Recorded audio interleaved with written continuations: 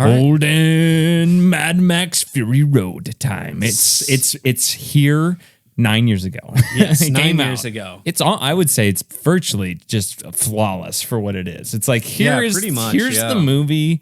It's only like 2 hours on the dot, pretty much. Yeah, very speeds by, quite literally. Packs in the very nicely played. Thanks. Nice. It just packs everything in. I mean, this is the opening sequence. It's just boom. All right, Max is in trouble. Here we go. Crazy shenanigans. Yeah, there's a little downtime in the movie, but not much at all. Really not. Yeah. And it's. I wonder if, comparing it to Star Wars, I wonder if Rian Johnson saw this when he was writing The Last Jedi. Because, like, The Last Jedi, the whole thing is like, okay, they're running away from the big bad Emperor or First Order, whatever they call it. First Order ship. Same thing. And it's kind of that whole chase is the whole movie. But it's just so much more interesting here or impending in the desert of just like, okay, once this gets going, it's a chase the whole time. And there's just... you can't waste time because there's people coming after you and trying to kill you. Well, and so this, I was reading about it a little bit. This movie, was because I think the third movie came out mid 80s or something. He's had the idea for this movie since it looks like 1987. Oh my goodness! He's had and it says he almost a continuous chase there. It's been there from the start. But I think through just production hell, I don't know exactly how financially successful the old Mad Max movies were or anything. I mean, there was a whole, controversies with Mel Gibson and whatnot, the former star. So I think there are just a lot of issues with the production of this that made it take so long. And then he ended up just making a bunch of other movies in between, probably to help finance this maybe dream project of his. He had to make a Happy Feet or two. had to make a Babe Pig in the City, which I quite like. I love Babe Pig in the City. There's a lot of Mad Max DNA in that movie. You'd be surprised. I need to check it out. Yeah, you should. It's a crazy movie. I should also mention before we get into it, I have seen the first two Mad Max movies. I haven't seen Beyond Thunderdome, and I'm not really a fan of either of them. I know a lot of people like the second one, and the second one is the closest to this, I would say, from what I understand, even including the third one.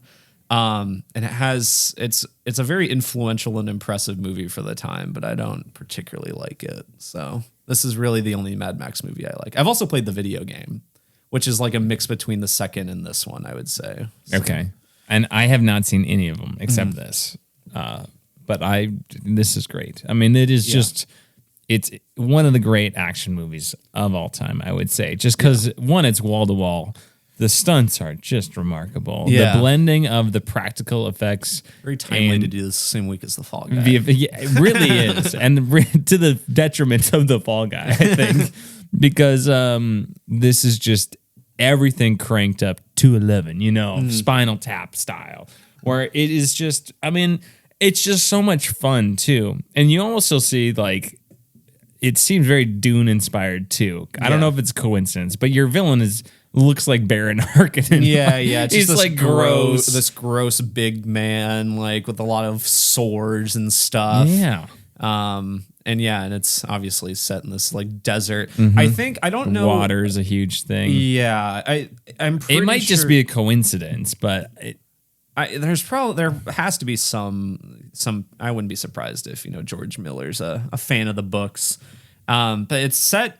I think it's supposed to be set in Australia because that's where the other movies are because everyone's just Australian in those. But it's the accents are kind of just vary from person to person. It doesn't really matter. That's fine. I loved the world of this. It's not overly complicated. No.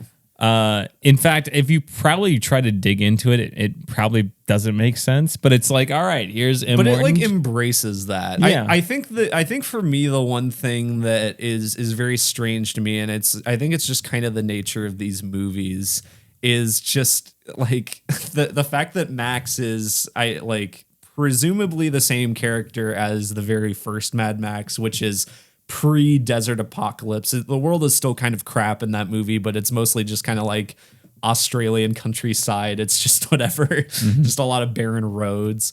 But now this like apocalypse has happened, and the movie, especially this one, implies a lot of like history with these like different factions and stuff that have had these kind of established routines and whatnot. And meanwhile, Tom Hardy looks like he's like 40 max. Like it's like 40 max. Yeah, 40 max. It's so that's the one thing that I can sometimes dwell on a little too much. But otherwise, I think it just kind of embraces the fun nature of these insane, like crazy different factions that don't really make sense, but that's kind of the fun of it. Yeah, well, it's like, okay, Immortan Joe's got all the water, and he's basically convinced everybody that he's like a messianic figure. Yeah. And I'm here to help you with all your water, but just a little bit because I'm going to manipulate you and control you. And just like the War Boys, like that faction of just War like Boys are great. Fanatic, devotion, obsessive to Immortan Joe. Yeah, they're obsessed with getting into Valhalla. They're all of their Like the chrome spray paint. Witness me. Yeah, there's so many like little things about their society. There's like there's the scene towards the beginning with the shrine of all the steering wheels and everything, where they each like have their own, and it's kind of like a trophy kind of thing. And there's the blood bags. Yeah, where they just find stragglers in the desert, and then that they're just used to like vitalize them somehow. Yeah, these enhance like malnourished, like horrible people, like with terminal illnesses. Yeah, basically just cannon fodder. They should just call them cannon fodder. Yeah. Well, they do say that, but one of the that's the redhead says something about like you're just. I don't think cannon fodder exactly, but something fodder. Battle fodder, she might say. Fodder. Yeah, something like that.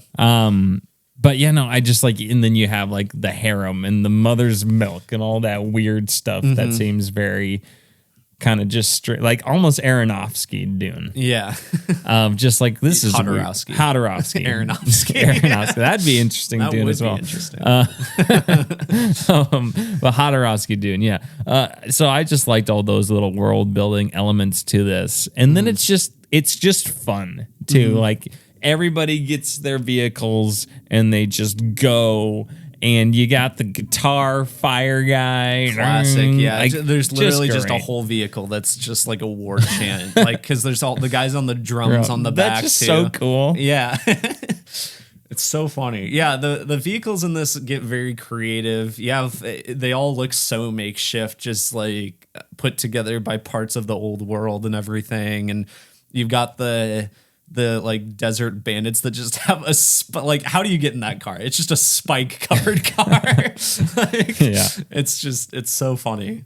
You know what they build up but they never pay off is Max trying to get his own car back. Yeah, I think it just gets destroyed. It might. I'm pretty sure it just gets crushed at some point or something. Yeah. But yeah, that's kind of like Max's thing. I don't know if it's exactly the same car as in the older movies, but he always has this car. And that's like a big thing in the very first Mad Max movie, because he's like a cop and it's this weird society where he has this like car and it's the fastest and he's very dangerous because of it. And then that like carries over into the other movies. But yeah, it just kind of gets crumpled in this. Drinking gasoline and just spraying it into like the intake. Yeah, to get it to go a little faster. And I love their little spear grenades. Yeah, well, that's something I love from the video game that's in that. Is the car combat's usually the best part of that game, and you get like the explosive harpoons. Yeah, that's a lot of fun. Yeah, no, I love that. Then we were talking about factions. You got like Bullet Town. It's like, oh, that's where we get bullets. Or gas Town, something. I don't remember what it was called. And then you have like the two, like the it's the Bullet Farm is what it is. Farm and Gas Town. Yeah. And then you just have like the Monopoly guys from those places. Is it the Gas Town guy who's got just like the lady Zoe Kravitz, I think, just puts his foot down on the gas pedal. It's just like there's like 8 rolls with it. Oh, so his yeah. ankles are so fat and stuff. Yeah, that's just the Gas Town guy. Disgusting. Bullet Farm guy gets blinded Hold the flare in front of me. Yeah, it is right in front of you. And then he just starts shooting indiscriminately. Yeah, that was pretty fun. Yeah, I guess I want to talk about like the performances because I think so. Tom Hardy, this is his first time as Max, taking over from Mel Gibson in the older movies. I think he's good, despite even though the character doesn't have too much, I think he's very good physically. I think he's got that vague Tom Hardy accent. Why is he doing just a weird voice? Yeah, I don't know. He just always does a weird voice. One thing I might say about this movie is just like just blatant ADR. Yeah, it's a lot of it's it. a little it's one of the more distracting ADR movies I think I've seen. It's probably just because the cars are probably super loud. I know, but like it's really bad though. Like because Tom Hardy's doing just a weird voice, just like drive car. I drive car. That's bait. That's great. Charlize Theron's a lot better. Yeah, she's great. Yeah, the As character Furiosa. the character really took off from this. Obviously, getting a prequel now, but she's the one that everyone kind of goes back to. Her arm being missing too was a very convincing effect. Yeah, it looked great. That was awesome. Really cool robot arm. Yeah, love that. Can't wait to see how that happens in the new movie. I should have been paying attention when I was eating this steak. I ate my arm. Maybe it's like a 127 hours situation. You know? Yeah, it gets it stuck. I can see that. That's one of the worries I have with Furiosa is that this movie is so pedal to the metal, if you will, Holden. Thank you. Thanks. Yeah, good one.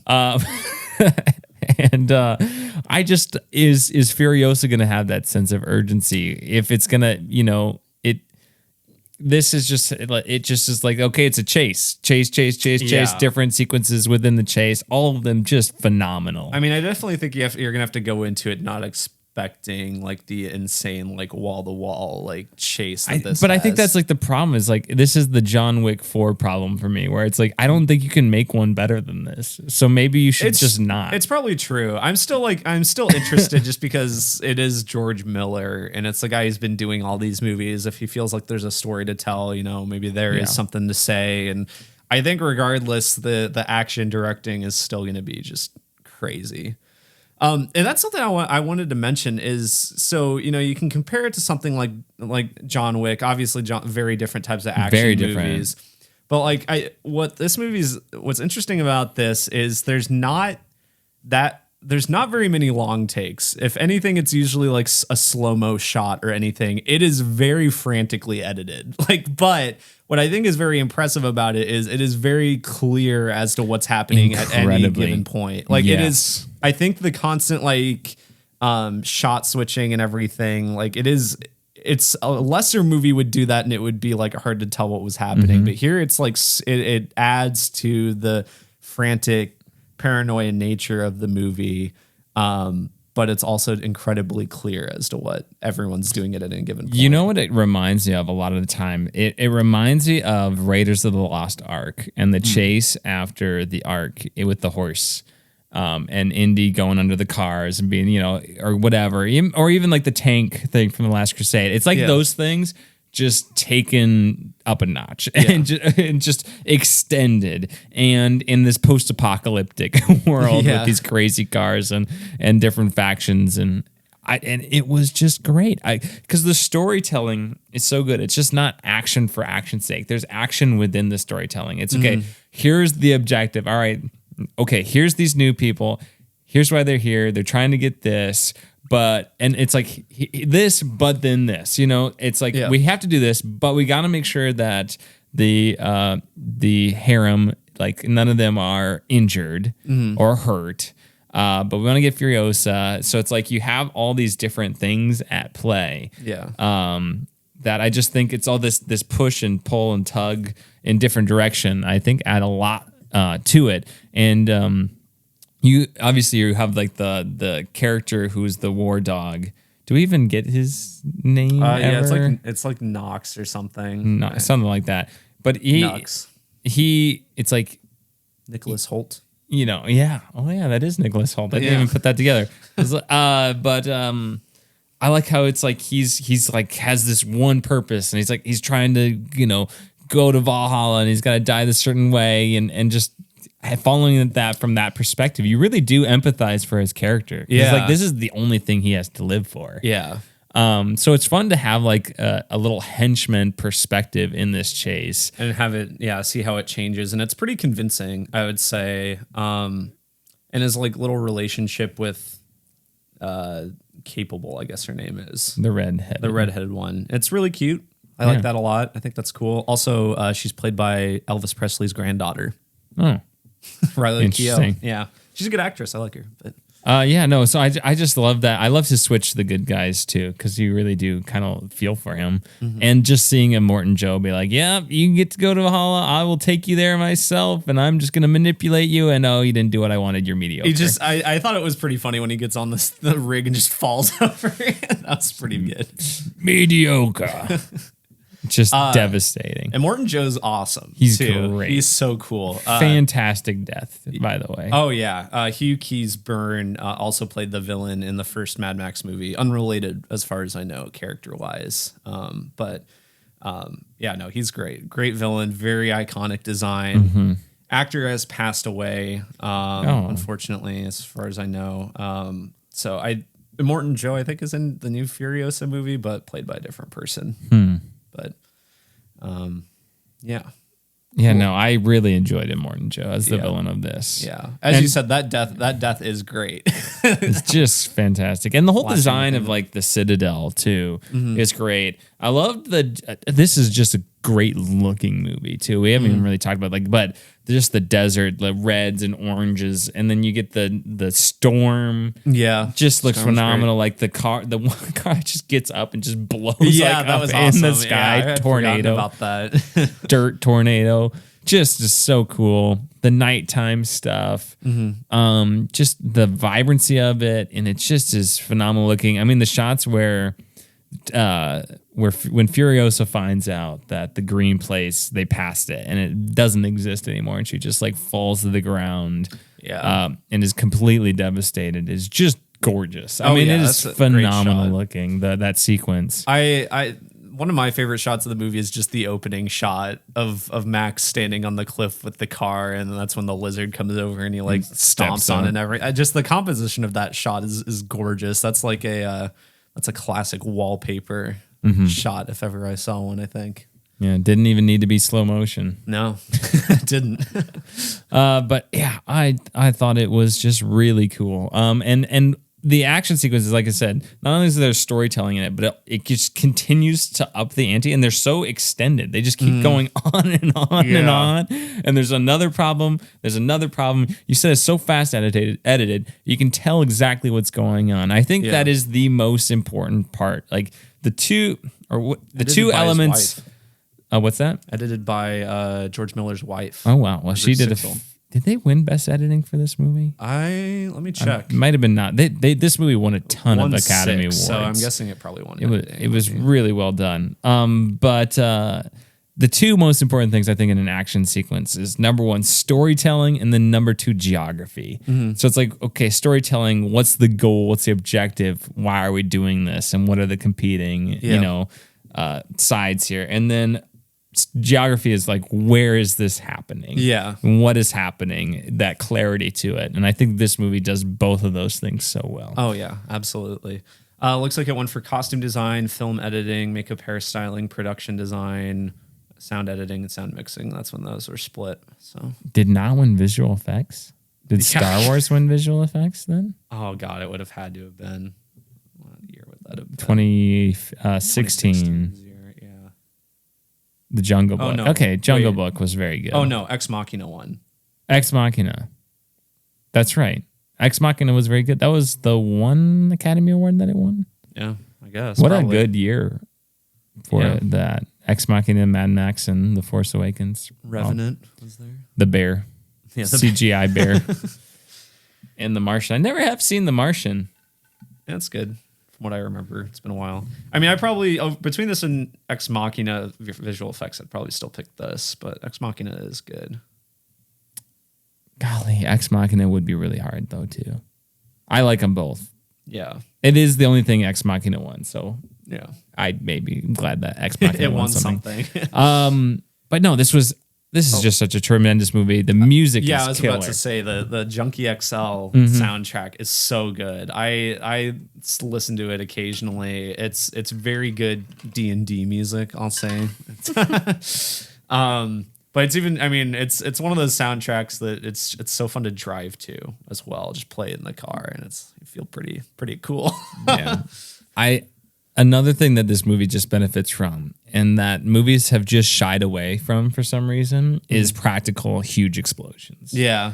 Looks so good. Well, yeah. It's hard to tell, like, when this movie first came out, and since obviously there's been a lot of talk about how much of this is practical and everything, it is really hard to tell what is CG and what isn't. And that's the whole point. Yeah, it's pretty seamless. I think an impressive amount of it is practical. But it's like, because you see, I've seen behind the scenes clips. I haven't seen too much. I should watch more of it. But I mean, like, you have the people up on the poles, like that was real and everything. I think that might be my favorite visual thing from this movie. It's so the cool. The little pole things that they just vault on over. It's so cool and awesome, and it just is like a little circus. It's like Cirque du Soleil, but they're trying to kill each other. Yeah. And the cars are just so fun. The weapons are just so fun. It is just the Wild West of the dystopian future mixed with Cirque du Soleil, and it is so good. I love it, and it works. It's such a simple story. I'm Charlize Theron. I feel like I need to redeem myself, so I'm smuggling these people out. I am like the great, what is her role officially? The Imperator or something? Yeah, Imperator. I am like basically the number one soldier person for Immortan Joe, and I'm going to just use that to betray him and do this thing to free these people, but everybody's caught onto my ruse, and here we go. Let's go, baby. Buckle up, literally. I do really like that towards the start when like she initially like goes on the detour and everything, and all of the war boys just are like confused, but they go with it. Yeah, because they trust her. Yeah, they trust her, and they're, she's in charge of them and everything. So they're kind of on her side for up until they get to the storm, basically. So that's pretty cool. Yeah. And even then, like, again, the tug and pull of everything. It was just like, okay, now she's this guy and then she's fighting this person that's loyal to her, or, that sort of thing, or even smuggling through the canyon. So it's like you have to hide in all these tense moments. It's just, I watched this movie in a few chunks because I was working out. I was watching this because like, I got to see this before Furiosa. I go on the elliptical for like 35 minutes before work every day. So I watched the first couple chunks and then I finished it the other day. And there was no good stopping place because it's like you get in the middle of an action sequence and it would just keep going and going and going. I'd be super invested in what was happening. And I'm like, I need to get ready for work. So it's just like, man, what a great movie that just does not let up. And even when it does, you have that underlying tension and boom, right back at it. Absolutely. Really good. Great story plot device with the whole chase thing. Yeah. Very unique. And Furiosa just was a great character too. Yeah. A lot of things that were simple, done very well. And I think it's just that it goes to show that really you don't need that. You just need that simple story with simple objectives. Yeah. And then take it and do it really well. And have a lot of just, I kind of mentioned it with Dune, and it's a little more explicit than Dune, but have just a lot of implied like backstory and world building and stuff. Like give you what you need to know. It's a lot of showing, not telling in this case, especially with like the war boys and whatnot. Witness me. So cool. That was one of those things that I remember like when this movie first came out. That was just something people would yell at each other. It's just like at school and stuff. Witness me. I loved it though. It's like you don't need a 20-page explanation of their religion and their fanaticism for Immortan Joe. It just makes sense. Yeah, you're just on board with it. No, yeah, absolutely. Yeah. One of my favorite moments of the movie we haven't talked about is like when they decide to come back. I love that the like Immortan Joe and everyone, they're just like chilling. They're just sitting there. I always forget about that they're kind of like they've kind of given up on the chase to an extent because they kind of been outmaneuvered and everything, and they're just sitting there. And then they see him coming back. I just think that's pretty funny. They're heading for the Citadel. They know it's unprotected. I always forget Zoe Kravitz is in this. It's Yeah, I was like, weird. Zoe Kravitz. Just as one of the wives. Yeah, that's fun. She knows how to use a gun. Yep. I like how all the wives have like a different personality too. Yeah. They're not that deep of characters, but they do have like distinct personality traits that keep them apart. So that's cool. Yeah. We haven't talked about like people just climbing onto cars and everything, climbing underneath them. There's a lot of like cars running, and then they're just like, oh, like there was the one part where Max is like driving the rig and Furious is like, oh, I'm just gonna go fix something real quick. Yeah. She's just like climbing underneath the car, Vice versa. fixing some stuff. Yeah, there's some of that too. I think that's very funny. They're like, oh, we can't stop, so we'll just fix it as we go. Just so ramshackle, these vehicles. Just great. It's like a whole movie that's the pod racing sequence from Phantom Menace a little bit. It's so unique, and it's a movie that you're never going to be able to properly like recreate. I don't think in any way. It's not that you necessarily need to, but it's just like it's so strange. Yeah, it's got the Top Gun Maverick John Wick 4 thing going for it, where it's like I don't see a better version of this exact thing being made. Like you accomplish this. Yeah. It's an incredible feat, really. Yeah. I did want to mention I really liked the Gastown guy's death, where he's used as a meat shield. Morton Joe just shoots him. I was like, what are the political ramifications of that? He just shoots him in the face. Well, the movie seems to imply that like Immortan Joe has more power over these other places than like you would necessarily think, because he's like seems like the head honcho's kind of he's like trading with together. them, but they still like kind of follow him, like they're still kind of at his whim. So yeah. And then they're just like, he's dead. Yeah. Morton Joe, he's dead. The ending, we didn't talk about the ending. I like the ending a lot. It does. It ends pretty abruptly, which I think is fine for this. I do think like the good chance that people just killed them. Like when they find out Immortan Joe's dead, it's like, you killed Immortan Joe and I'm a fanatic for him, so we just kill you. Yeah. But I like it's left pretty open. Let them up. That's fun. The little war boys helping them get up. That sort of thing. I think I would imagine that they're okay, just because there seem to be enough people that hate Immortan Joe. Yeah. But yeah, it's left pretty open. Max just goes back into the crowd, wanders off, disappears for another adventure someday. Max, my name Max. My name is Max. I do think Max is my name. One thing I like about Max, though, in this movie, despite not having that much of a character, I love how he's just a scumbag for for quite a while. Like he's very self-preservation. Yeah, self-preservation, and he's in a lesser movie or like other movies with a similar character, I think their turnaround would be a lot quicker. But there's a lot of this movie where he is just completely concerned with himself and does not really care about anyone else. No. Well, I love the whole sequence too when he's the blood bag thing, whatever they call him. He's on the front of the car, and he's just he can't do anything, and he's just reacting to things and trying not to die. Yeah. Even though he can't do anything. I do think that's very fun. And he just so happens to be attached to like this car by this war boy who really wants to prove himself and is trying really hard, getting into the thick of it. So he's in extra danger. And even when he's taking the war boy and just using it like he's that dead weight. Yeah. And he's using him to like trip people up and that way. Again, just fun. Just like, here's this problem. Here's a creative way to incorporate it into this scene, and let's have fun with it. Yeah, that whole scuffle in the desert between Max and Furiosa is really well executed, because most of the action is on these cars, but that's kind of like one of the exceptions. It's done really well. There's a lot of, just falling down in the sand, rolling about. Yeah, no, that's so good. And I love him threatening the wives with the gun that he knows doesn't work too. Yeah. I think that's very cool. Yeah. They don't know. Little dramatic irony, if you will. Furiosa tries to shoot him with the gun. Would have killed him. Yeah, would have killed him if it worked. But there you go, Mad Max Fury Road. I don't know. You want to give it a rating, Holden, or you just want to leave it there? Yeah, I'll give it a rating. I don't know if I'm like. It'd be strange if I'm like all the way at a 10 now. Maybe I'll sit at like a 9.5. I'll be a little held back because of the ADR. Because of the ADR, sure, we'll go with that.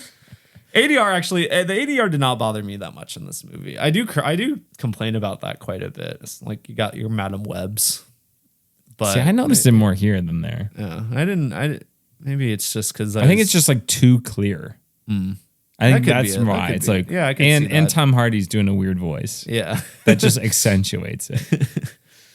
But, yeah, I didn't notice it too much, but no, I do love this movie. Tommy Ward, my friend from Lincoln, if you're listening, listener of the podcast, I know you also hated this movie when we saw this. You should rewatch it if you haven't. Give it another go. I certainly have. It's after you listen to this spoiler review. Yeah, that's true. All right, let us know what you think of Mad Max Fury Road down in the comments. Email in. What are your favorite parts? What would you rate it? All that sort of good stuff. Let's start a discussion down in the comments.